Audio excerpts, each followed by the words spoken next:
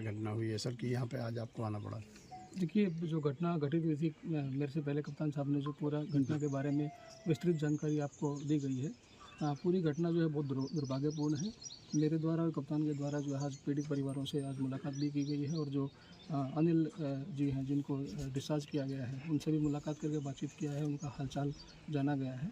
तो इसकी जो पुलिस कार्रवाई कर रही है उसके साथ अपने प्रशासन की तरफ से भी हमारी पूरी टीम जो है परिवार के संपर्क में है और जो शासकीय लाभ हम जहाँ दे सकते हैं, शासकीय सहयोग जहाँ दे सकते हैं, उसके ऊपर भी हम लोगों ने काम किया है। और इसके साथ साथ में हम लोगों ने परिवार को भी आश्वस्त किया है कि पुलिस और प्रशासन जो है वो हमेशा आपके साथ रहेगा। और आपके माध्यम से मैं अपील भी करूँगा बाकी लोगों से भी कि आप सभी लोग जो हैं, पुलिस और प्रशासन चूँकि निष्पक्ष तरीके से इसमें कार्रवाई कर रहा है, किसी भी पक्ष को हम लोग ये नहीं देख रहे हैं कि किसी पक्ष को एक तरफा जो है फोकस किया जा रहा हो। लेकिन इसके साथ साथ में सभी लोगों से मेरा अपील भी और अनुरोध भी रहेगा कि वो भी पुलिस प्रशासन की कार्रवाई में सहयोग करें, जिससे कि जिसने जिस प्रकार की बदमाशी की है उसको उसी अनुपात में जो है सज़ा मिल सके।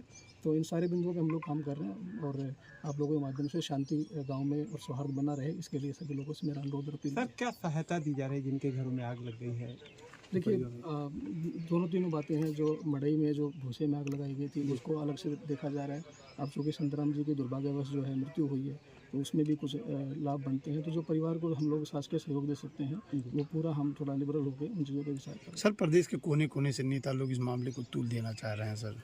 देखिए, मैं इतना ही कहूँगा कि पुलिस और प्रशासन जो है इसमें बहुत ही निष्पक्ष तरीके से काम कर रहा है। चूँकि आपने बताया तो मैं आपके माध्यम से उन सभी लोगों से ये अनुरोध और अपील करता हूँ कि चूँकि पुलिस और प्रशासन अपना काम पूरी तन्मयता के हाथ कर रहा है, तो वो लोग अननेसेसरीली जो है इन चीज़ों को किसी और दिशा में ले जाने की कोशिश ना करें।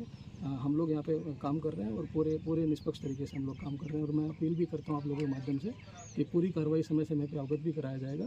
और अगर कहीं पे भी किसी कार्रवाई को लेकर अगर कोई संशय पैदा होता है तो वो लोग इंडिविजुअली आके मुझसे भी मुलाकात कर सकते हैं और अपनी बात को कह सकते हैं। और मैं आपको आश्वस्त करता हूँ कि उन सारी बातों का संज्ञान लेकर आवश्यक कार्रवाई की जाएगी। देखिए, दिनांक 14 मार्च 2025 को ग्राम कर्री में समय लगभग 2:30 बजे के आसपास एक घटना घटित हुई थी, जिसमें कि सुरेंद्र राजभर जो हैं सन ऑफ चौथी, इनके घर पे ये स्पीकर पे कुछ गाने वाने ये लोग बजा रहे थे, कुछ लोग डांस वांस कर रहे थे। उसी को लेकर यहाँ पे विवाद हुआ, जिसमें कि मारपीट भी हुई, पत्थरबाजी भी हुई और यहाँ जो पशुओं को जो बांधते हैं, जो घास फूस की मड़ई होती है, उसमें आग लगने की घटना भी घटित हुई है। तो तत्काल जो सूचना प्राप्त हुई, उनके सूचना के आधार पर जो मुकदमावादी हैं सुरेंद्र राजभर, उनके तहरीर के आधार पर मुकदमा पंजीकृत किया गया 64/25। सुसंगत धाराओं में पंजीकृत करने के बाद 4 लोग के खिलाफ उन्होंने दिया था, चारों लोग का नामजद उसमें मुकदमा लिखा गया।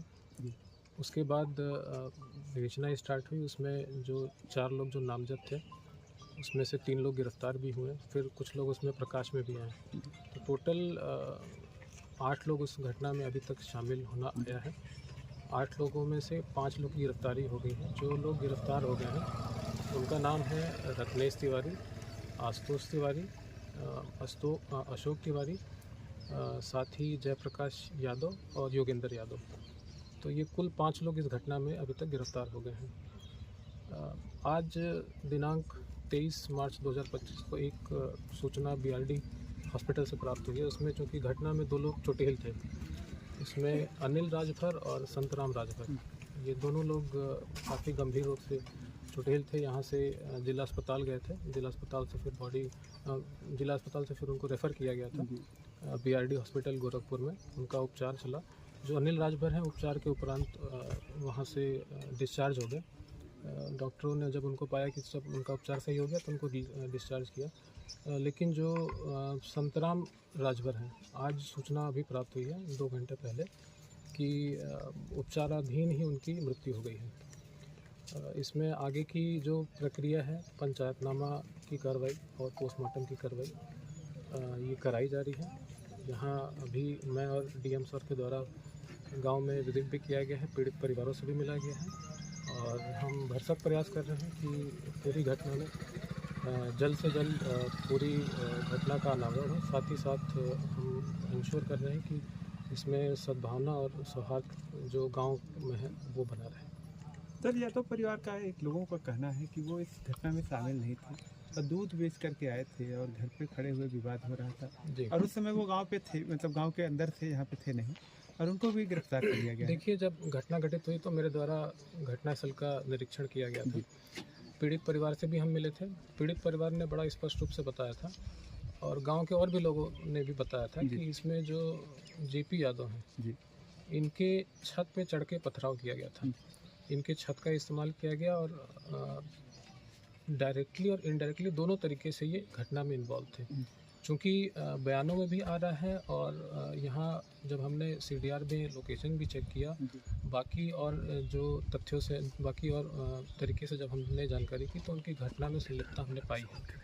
तो संलिप्तता पाने के बाद ही जेपी यादव की गिरफ्तारी और जो बाद में योगेंद्र यादव है इनकी गिरफ्तारी की गई है। सर, क्या इस मामले में धाराएं और बढ़ाई जाएंगी? अब मौत हो गई। देखिए, इसमें जो धारा है, जो आगजनी की धारा है, जो पहले IPC में धारा 436 हुआ करती थी, उसमें उसके सुसंगत धारा BNS में दर्ज की गई है। साथ ही धारा IPC की जो 308 होती थी उसके सापेक्ष अभी जो धारा है उसके सापेक्ष सारी गंभीर धाराएं हैं जिसमें घटना कारित की गई है, सभी गंभीर धाराओं में दर्ज की गई है।